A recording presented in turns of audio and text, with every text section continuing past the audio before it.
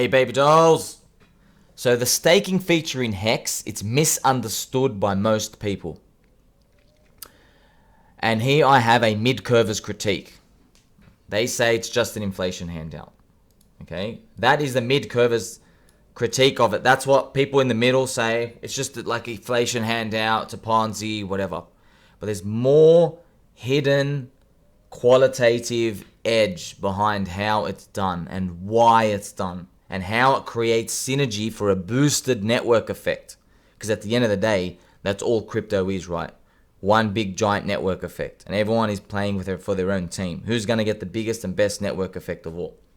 So HEX staking serves its purpose of forcing holders to participate. The brand gets built stronger as people actually use HEX frequently.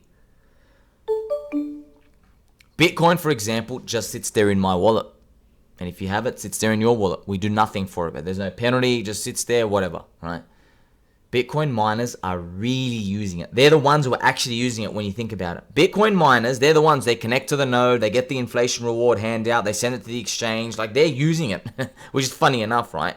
But you know, people also say, oh, store of value, you're holding, if you're holding it, you're using it too.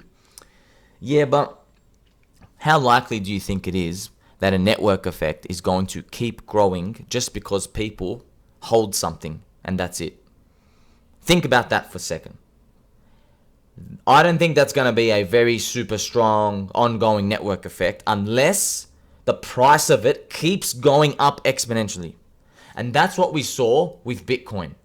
Okay, let's go to the chart here. That's what we saw with Bitcoin. Okay, look at this, 100x pump. See, when you're getting these giant pumps, okay, it can just sit in your wallet and you're going to do the network effect growth for it. It's true. But what happens when it slows down, man? Like it is now. What happens? You know, it's not doing the exponential pumps anymore. It's still going up, but not exponentially. What's happening? Obviously, the network effect is going to slow down. It is. So, you have HEX staking here, and there's a penalty you receive if your stake ends and you don't claim it after 2 weeks. You start getting penalized like 1% per week. And this is synergy for the network effect because it forces people to keep it in their brains. Okay? So HEX has a penalty if you forget to end your stake. The network effect survives longer because the penalty forces relevancy in everyone's mind. The HEX brand is sticky. Here I have a little diagram. This is a peanut. This is my peanut brain. So Richard Hart, he says, hey, you can take the inflation and the yield, but you got to pay attention. And if you don't, we'll penalize you. And there is the little HEX logo in the back of your mind. Go listen to any other HEX streamer. Go listen to all the influencers. None of them say, oh, I've got a 5-year stake. I'm just going to come back in 5 years, see you later. They don't say that. Here we have like a HEX ladder, right?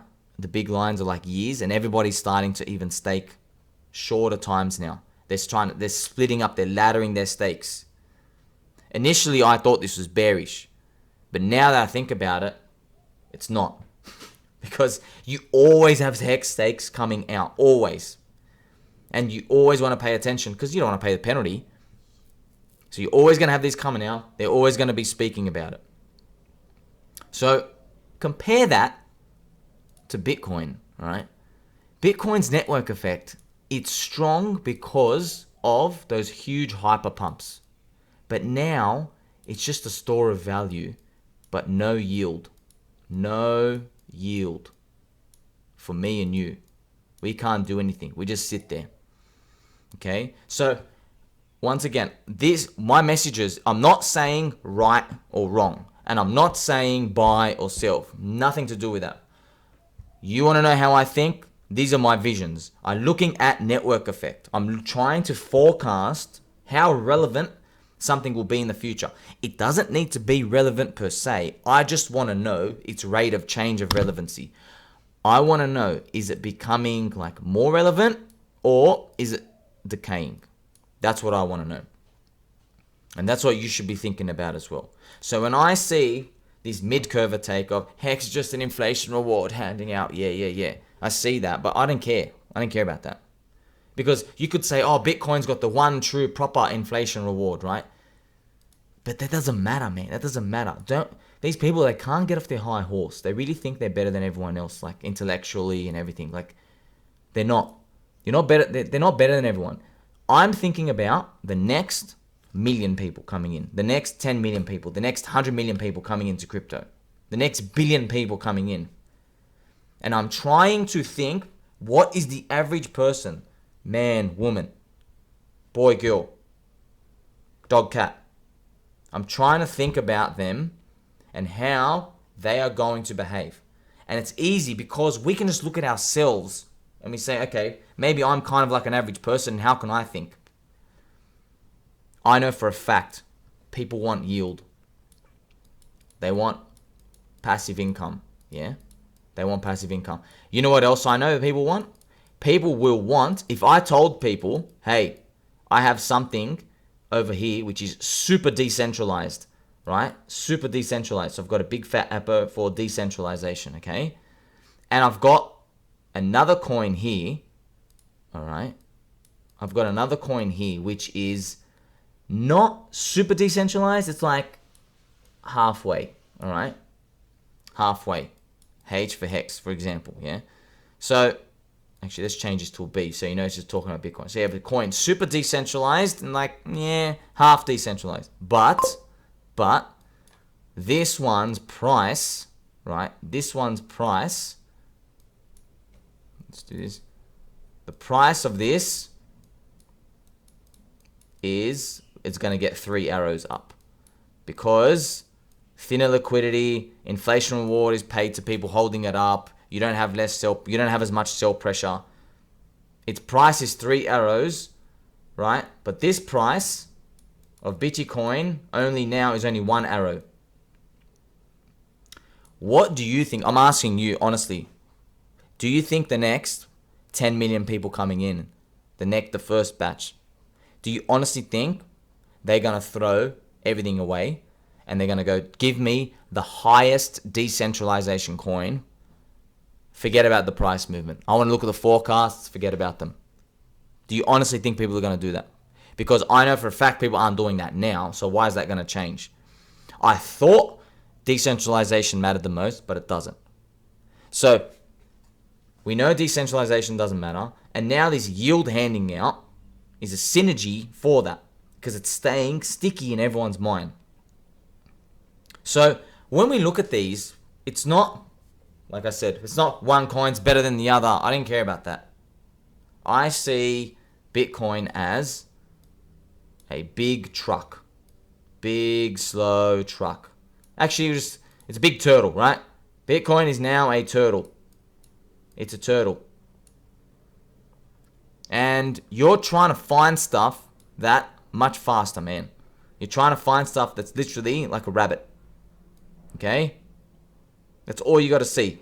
Is this more like a turtle or a rabbit? And then when you see features put in other coins, you got to think, is this increasing the network effect? Is it getting it faster or slower?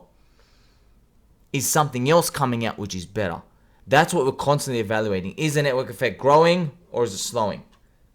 So that's why where all this matters, right? So this is obviously the HEX staking page. People keep coming back here over and over and over again to end their stakes. It's constantly in their minds. It's constantly stuck in their minds. So this is going to matter when, let's say HEX goes back to like 20 cents. There's going to be people who think, oh, wow, it's up 10x, etc., etc. Oh, well, maybe it's too high. Maybe I've got to get out. But what is going to actually help you to hold for, let's say it does hit $1, $2, $5 one day. What's actually going to get you to hold it? You need conviction. So now I've shared with you something. I'm like, hey, this is an advantage.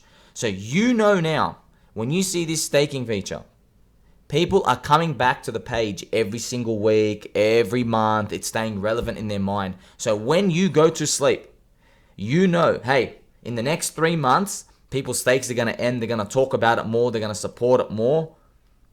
They're going to keep coming back for the yield.